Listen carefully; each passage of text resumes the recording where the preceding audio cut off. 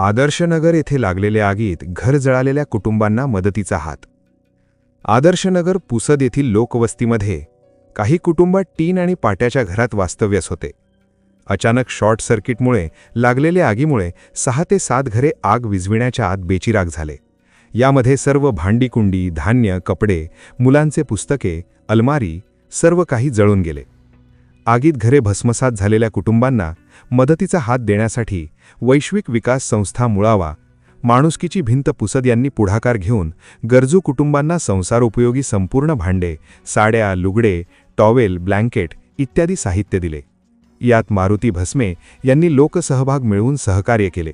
सुमित टेटर यांनी साड्या, प्रशांती मेटल्स यांनी काही भांडे, प्राध्यापक धनंजय कोठाळे यांनी आर्थिक सहकार्य, माणुसकीची भिंत यांच्याकडून ब्लँकेट, साड्या, लुगडे, वैश्विक विकास संस्थे यांच्याकडून संपूर्ण संसारोपयोगी भांड्याचा सेट, साड्या व इतर साहित्य देण्यात आले आहे।